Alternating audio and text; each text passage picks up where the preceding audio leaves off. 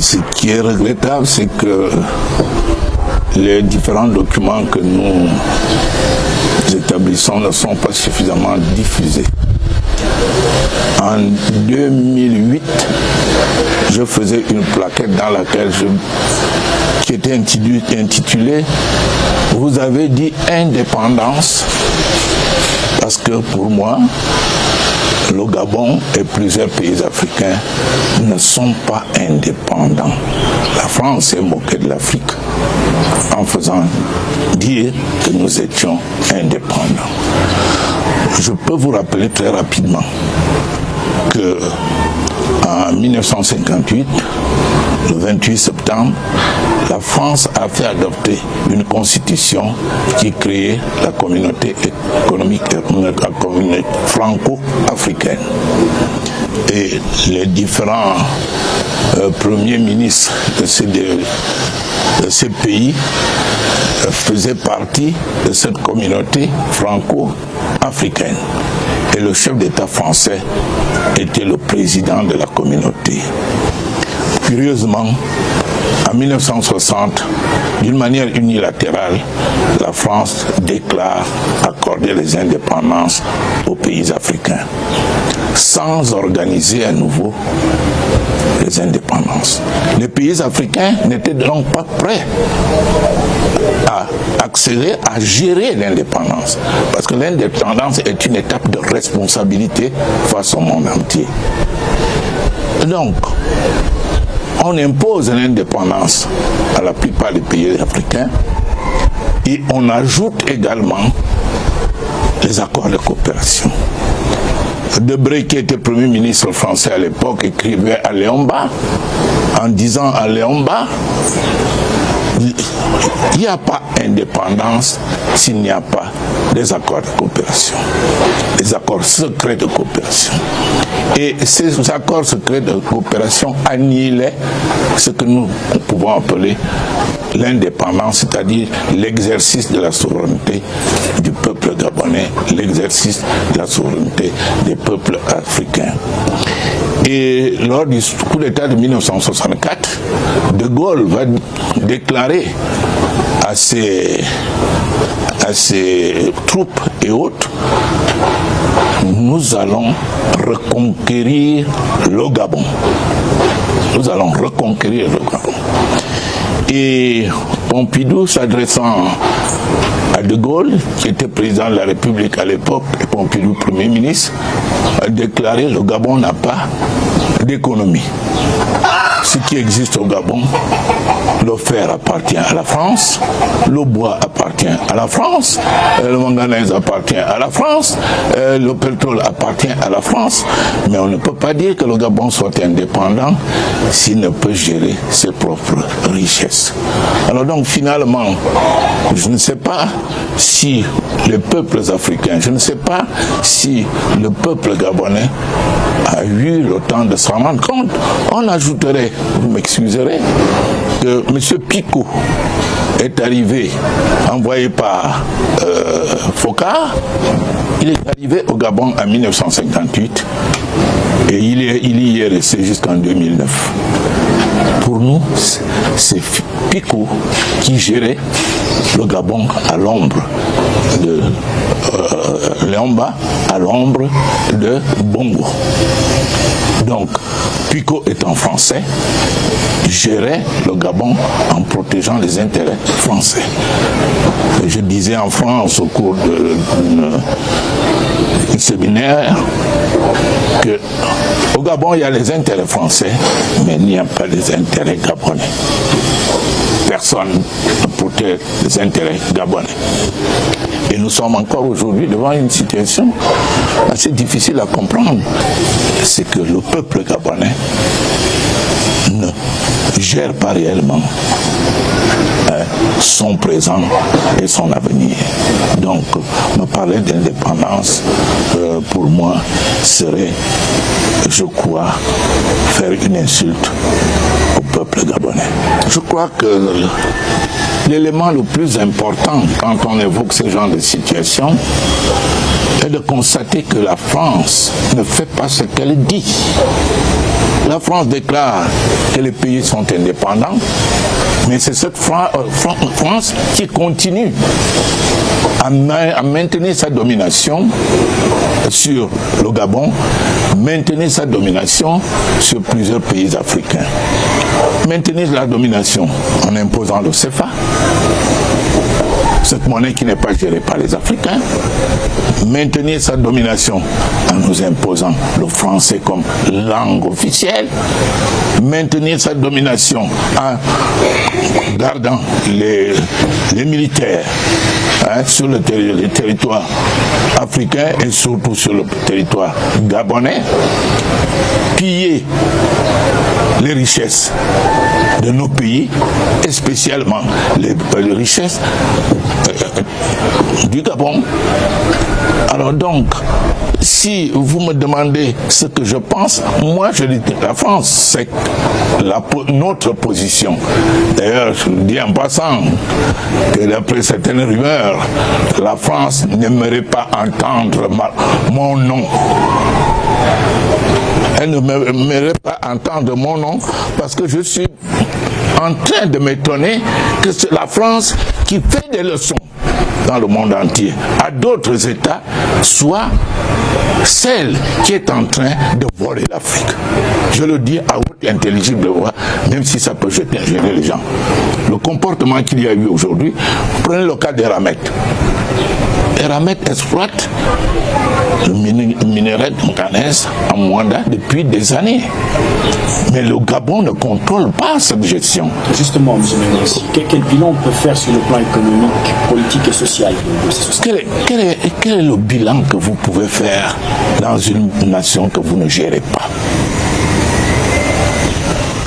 Les minerais de manganèse, c'est Eramet qui déclare les quantités. Le minerai de manganèse, c'est Eramet qui vend ça depuis la tour de la Défense à Paris, sans qu'il y ait un Gabonais assis à côté. Mais à ce moment-là, comment voulez-vous que moi je puisse faire le bilan de ce genre? C'est le même cas pour le pétrole. Le pétrole, il y a bien sûr des pétroliers qui sont enregistrés et il y a des pétroliers pirates. Au bénéfice, je peux dire, de certains responsables français ou de certaines entreprises françaises. Vous avez le bois, et je crois que je le reprocherai un tout petit peu aux journalistes. Aucun journaliste ne s'est mis sur la route pour compter un tout petit peu le nombre de grumiers et le nombre de véhicules plateaux qui transportent le bois qui sort de nos forêts. Aucun. Et vous me demandez de faire le bilan. Quel genre de bilan? Le bilan du vol? Je ne suis pas capable de faire le bilan du vol parce qu'on ne permet pas aux Gabonais de participer à la gestion de leur propre pays. Voilà la réponse que je peux vous donner. Les chiffres qu'on vous avance ne correspondent pas à la réalité. Ne correspondent pas à la réalité. Et moi, je ne m'y fie pas. Vous savez, je suis allé à l'intérieur du pays un jour et ce jour-là, j'avais rencontré plus de 150 grumiers. 150 grumiers. Vous imaginez. Et je me demande qui contrôle ce bois à l'arrivée, à l'exportation et à la gestion. Voilà. Vous allez me demander le nombre de pétroliers? Je n'en saurais pas. Je n'en saurais pas. Tout simplement parce que, vous savez, les rumeurs disent parfois la vérité. Un jeune douanier aurait été affecté à Port-Gentil et il a assisté au chargement d'un pétrolier. Et on a commencé à charger, en mettant la jauge, comme si on n'avait rien mis. Charger, en mettant la jauge, rien du tout. Et finalement, le jeune s'est dit non, ça ne peut pas se faire, à moins que votre pétrolier soit percé à un niveau. On a pris un plongeur qui est allé dans l'eau et il s'est aperçu que ce pétrolier transporter la quantité, près de la quantité, 7 fois la quantité des pétroliers normaux. 7 fois. C'est-à-dire que quand on jugeait la dernière partie, elle correspond au chargement d'un pétrolier, alors qu'il y a 6 qui échappent au contrôle de nos services. Donc, alors à ce moment-là, vous me demandez à moi de vous faire un bilan. Mais je vous dirai que j'en suis incapable. Je ne peux faire le bilan que si je détiens la réalité de tous ces phénomènes. Je voudrais ajouter, évidemment nous avons un peu de temps, je voudrais ajouter qu'aux années 90, rendu à Port-Gentil, un jeune Gabonais m'invite dans un bar, disons-le, dans un bar, pour me confier que le Gabon est un pays malheureux. Que se passe-t-il au Cap Lopez? C'est le Cap Lopez. Quand un pétrolier accoste le douanier qui arrive et les matelots, ou je ne sais plus comment vous les appelez, viennent le trouver avec une bouteille de whisky. Ils se mettent à partager la bouteille de whisky. On peut en amener un deuxième. Et le douanier s'endort. Et pendant que le douanier est endormi, on charge le pétrolier, il s'en va. Il s'en va. Le douanier se réveille. Il ne sait plus. Lui, il croit que c'est le pétrolier qu'il avait laissé en chargement, qui est encore en cours de chargement, alors qu'il y en a déjà eu 1 ou 2. Je dis en 1990, malheureusement 2 mois après, ce jeune homme trouvait la mort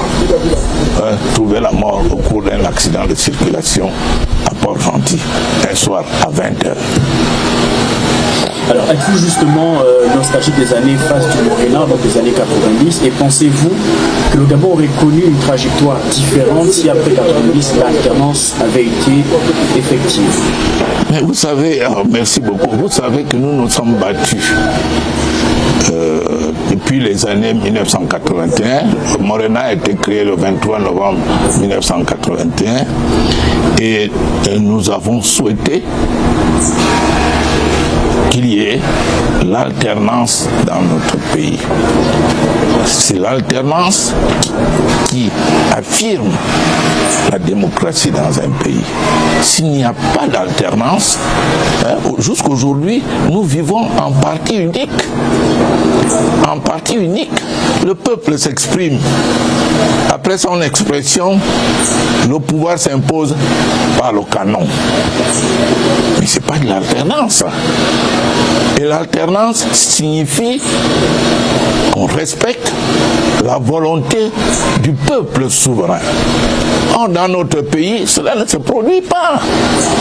En 1993, après la conférence nationale, la première élection présidentielle, Omar avait refusé de passer au deuxième tour avec le père Mbapé Salo. Bon, vous avez connu le cas Mamboundou et nous avons connu le cas de 2009 où on a imposé Ali Bongo par le canon, par la force. Et après avoir falsifié les résultats des élections. Comment voulez-vous qu'un candidat ait dans une province presque 99% des suffrages exprimés? Et si on le faisait ailleurs, on allait dire que c'est du tribalisme. On allait dire que c'est du tribalisme. C'est tout simplement parce que la volonté de base est de maintenir le même système. Le Morena est convaincu que si on appliquait l'alternance, ce pays évoluerait mieux qu'il l'a fait jusqu'aujourd'hui. Face à cette situation, justement, quel avenir pour le Gabon au-delà de ce constat? C'est une très grande question. L'éveil de la conscience nationale. Quand nous avons fait en 1981 le manifeste, et parmi les objectifs du Morena, il y avait l'éveil de la conscience nationale. Que les Gabonais prennent conscience que ce pays est à eux. Quelqu'un ne devrait pas venir de l'extérieur, couper leur bois derrière la maison et l'amener. Les Gabonais doivent comprendre qu'Eramet ne doit pas continuer à exploiter leur manganèse. Il faut y mettre fin. Les Gabonais doivent comprendre qu'ils doivent contrôler la gestion du pétrole et des autres minéraux de ce pays. Les Gabonais doivent comprendre que ce pays ne peut évoluer que si eux-mêmes prenaient leurs responsabilités pour le construire. Je pense que c'est... Et les Gabonais devraient comprendre, parce que la grande différence qui existe entre les autres partis, qui parfois ont dirigé ce pays, et nous, le Morena, repose sur le fait que nous demandons que nous nous battions pour la libération de ce pays. Et les autres continuent à clamer que le pouvoir vient de Paris. Mais quand le pouvoir vient de Paris, celui qui est à Doubé se plie aux ordres de Paris, qui ne défend que ses propres intérêts. Regardez le pays dans lequel on se trouve. Sans route, sans école, sans aménagement urbain, Enfin, je ne peux pas faire toute une liste. Quel est le Gabonais qui est heureux aujourd'hui? Heureux dans sa propre vie, heureux dans sa conscience, heureux d'être libre. Lequel? Vous les connaissez? Non. Je crois que le plus important aujourd'hui, c'est que les Gabonais, quel que soit leur rang, comprennent que le présent et l'avenir de ce pays dépendent de nous. Mais si nous avons peur de nous battre pour ce pays, si nous avons peur de tomber sous le drapeau, ce pays sera toujours conquis par d'autres, comme l'a dit le général de Gaulle.